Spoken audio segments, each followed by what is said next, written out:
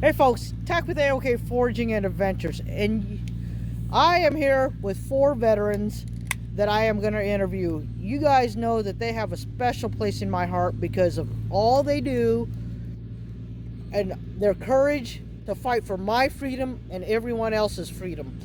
I hold a Veterans Day weekend camp out every year. This is our 4th annual one. And so this year I am going to actually interview these guys so that you can each find out what their experiences were and find out what courage is actually in each and every single one of them to fight for you, to fight for me, and to fight for America.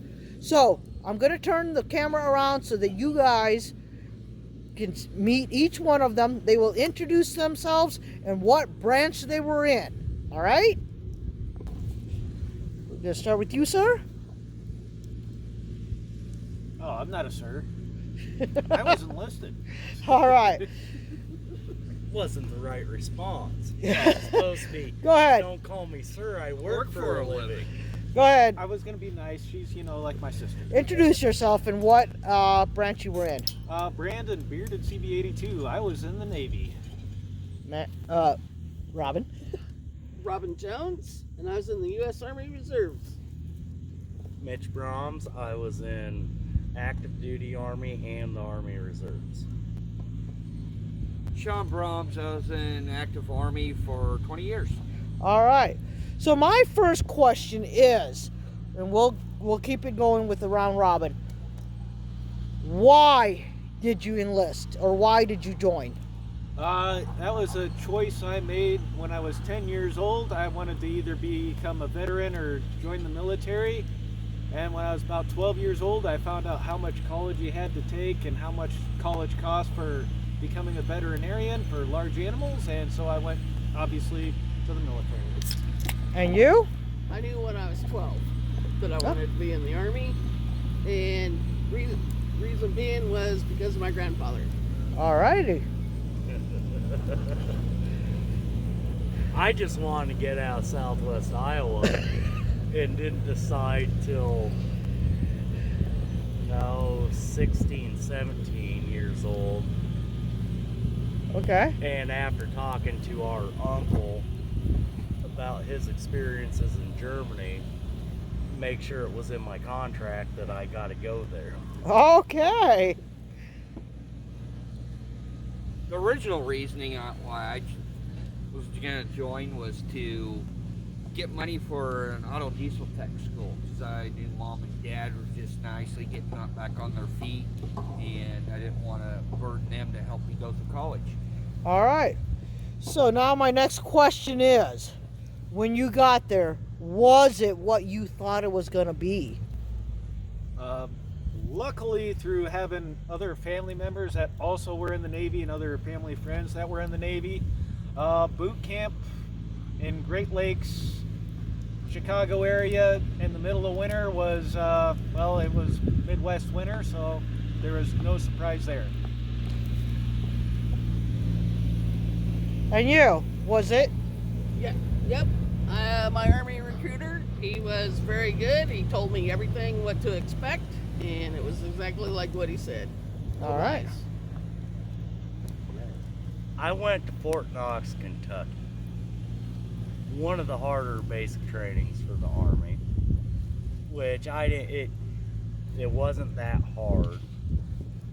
I already knew what to expect from Sean and Uncle Trick, but Fort Knox was a lot harder than a lot of the other basic trainings around. So it was not what you expected then, in a way? It was in a way.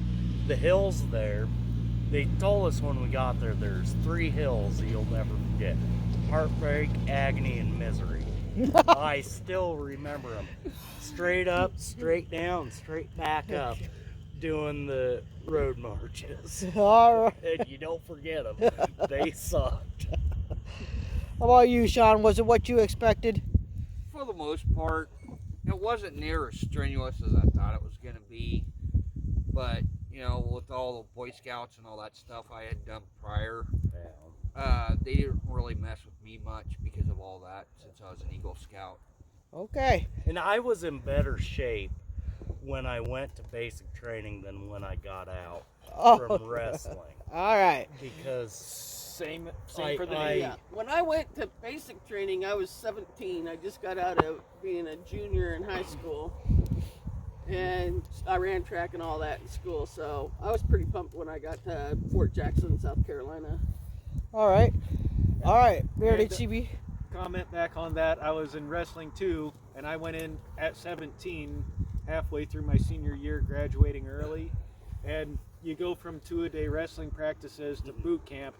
You do come back out in not so great a shape. I think I gained 15 or 20 pounds in boot camp. they Oh. made me gain weight. Okay. Yeah, They they make made you me gain eat. weight. They make Okay. you eat. I was little though. Yep. All right. So my next question is, That was it.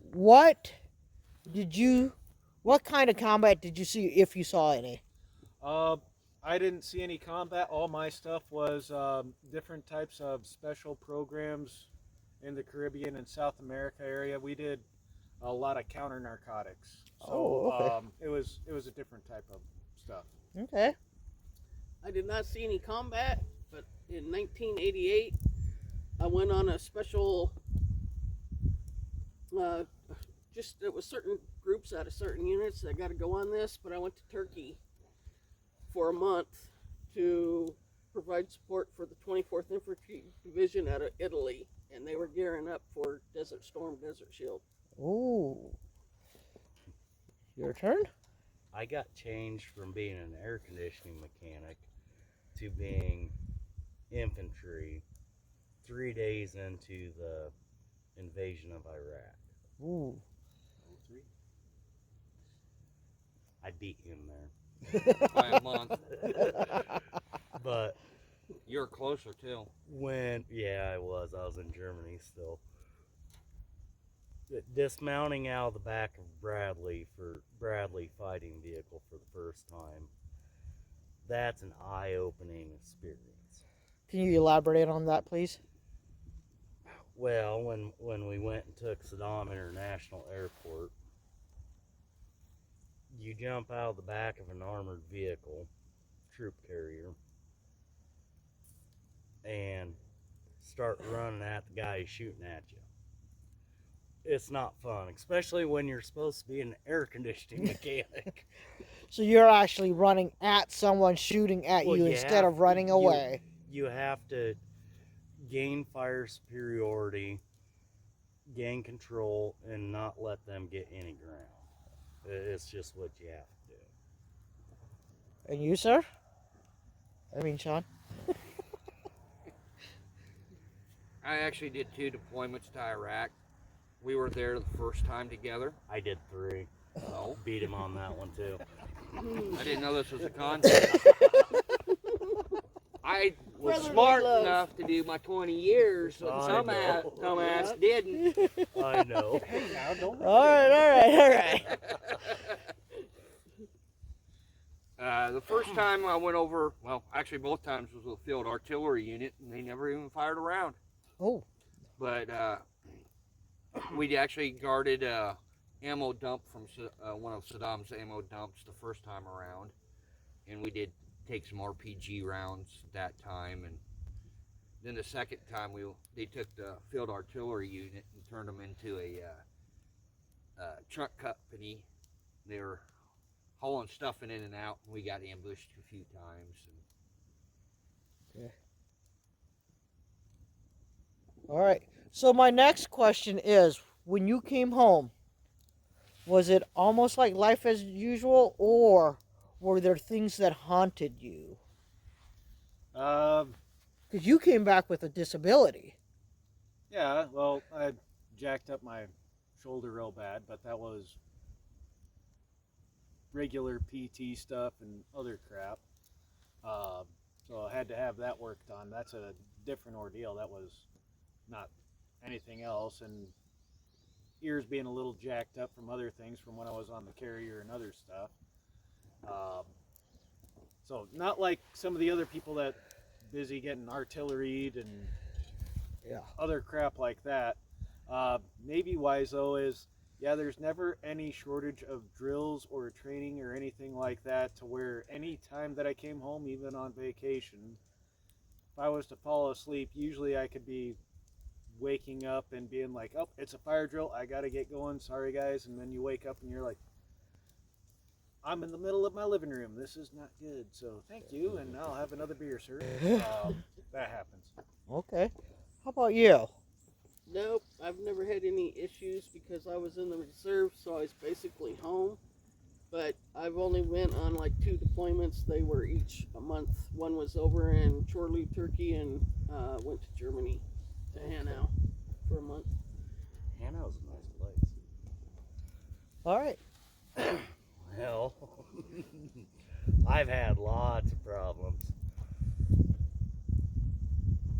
The funniest one was not too long after me and my wife got married.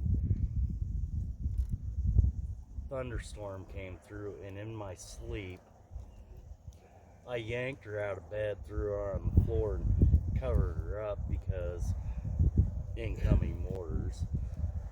That's the only time that one ever happened. At the time, she was freaked out, but then afterwards, she thought about, well, he's actually trying to protect me. Yeah. So it turned out good for me. Okay. But I still don't like going into crowded areas. Or Seeing with your back to the wall. yeah, I can't. I can attest to that one. Yeah. I can't. And now my wife knows when we go into a restaurant where I need to sit. Friendly fire's a real deal. On? I really didn't have much trouble once I come back. I think part of that was because I was in my 30s when I deployed, so I was a little bit older than most that had dealt with combat and stuff, because most of them are 18, 19, 20-year-olds. A little bit more mature, I guess. Just the normal stuff, hyper awareness, be aware of your surroundings. That just follows you. Okay. Oh, and my driving. My wife always complained about my driving when we first met, because we met right after my 2003 deployment, or 2005 deployment. And I'd scare the shit out of her driving. I'd see something on the side of the road, like, oh, that might be an IED, and just swerve over into the other lane and go back over around it. It just scared the shit out of her. So, knowing what you know now, would have you done it again? Hell yes. Yep. So, to me, it takes a special kind of bravery, and it takes a special type of person to do what you guys did. Here's a sensitive topic because of the way the world is now. Do you feel the world, the U.S., is appreciative of you enough? As a whole, because of all the new gens that are in, I don't think the U.S. itself is. Luckily, I've got enough close friends that, like you, for example, been putting this on for 4 years now, and I've known you for 5 or 6.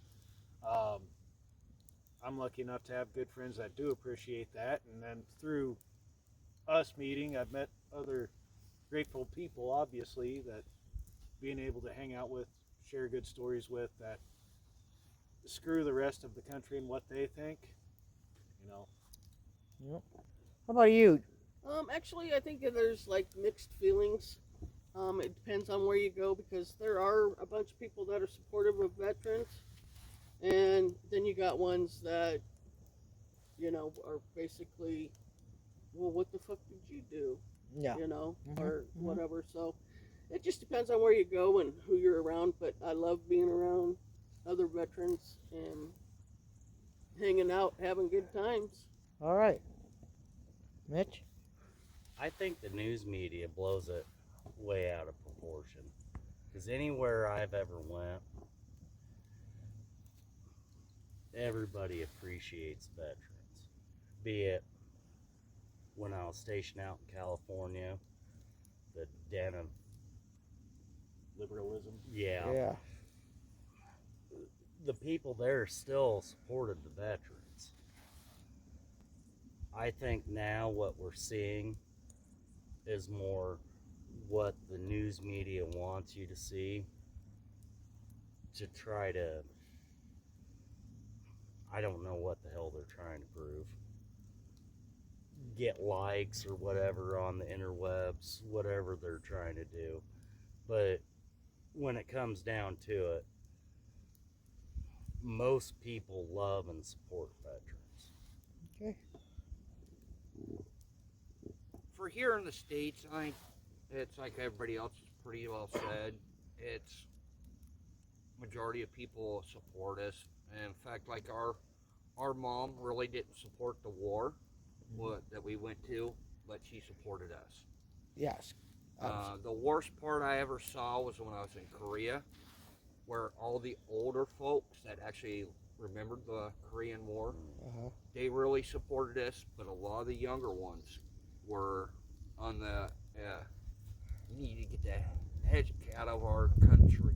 That they were the ones that really appreciated us. Okay. I got that a little bit in Germany. My ex-wife, she grew up in East Germany, and she told me the horror stories of communism. Rotten bananas into the grocery store were a prized possession, but there was still a lot of people where she grew up that did not like Americans, didn't like American soldiers still there. You could just see the road. You could tell when you passed the old border, because the roads just turned to shit. And the buildings were the old communist style Soviet buildings and everything, and it was just like a light and day difference between prosperous West Germany and shithole communist East Germany. But a lot of the people, the younger people there, actually were starting to understand communism doesn't work. Right. It doesn't work anywhere. Hasn't ever, never going to. Yep. All right, so my final question is, nowadays, I see that a lot of kids don't enlist as much as they like our generation or whatever.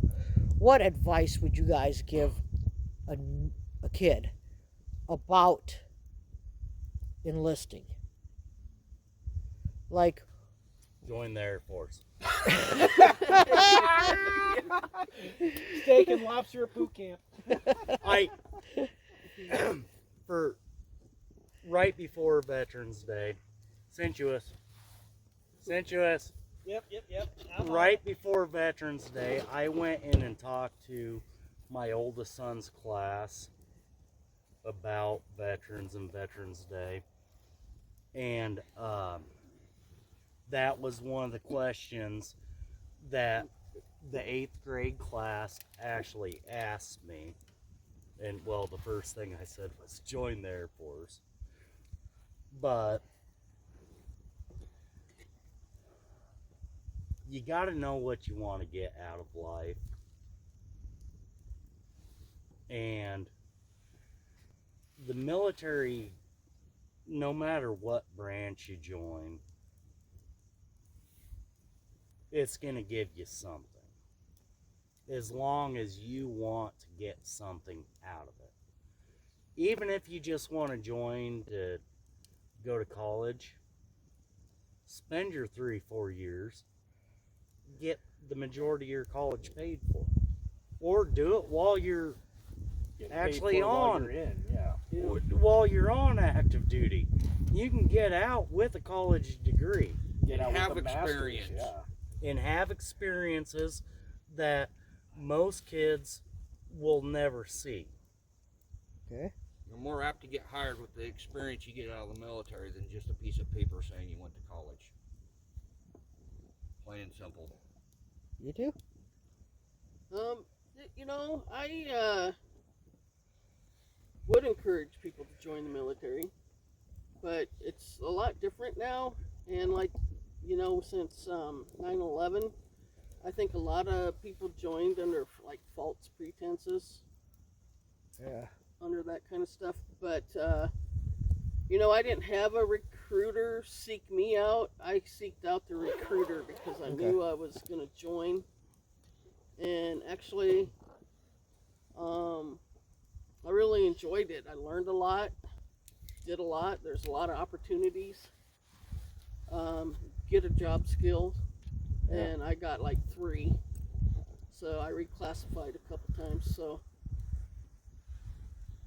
Well, it's like her, she reclassified a few times. I reclassified a few times in the Navy too, because between active duty and the reserves, I had 14 years total.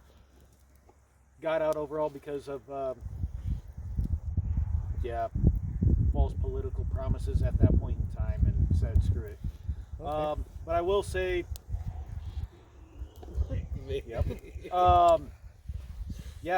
join going into knowing that you're going to go into a job field that you're going to love and want, especially the want part, because the military will spend ungodly amounts of money if they think you're worth it, sending you to different schools. My first school, they spent probably $200,000 on me just in the first year. That didn't include the second year, just for training me. They put a lot of money into people for a lot of reasons, and if you go in and you make sure you get the job that you want, even if it's in the Air Force, Army, Navy, Marines, and my first school was with all 4. We all went to the same school in California, which was a very tight-knit, extremely high-priced school. I had friends that had $75,000 re-enlistment bonuses because they went to Arabic that I went to school with, and same with the Russians and Serbo-Croatian. If you want to learn a language, the military is a place to send you to do that crap. Or if you know a really good language, you can get some hella bonuses. When I joined for 4 years, I got guaranteed $40,000 for college on top of the GI Bill.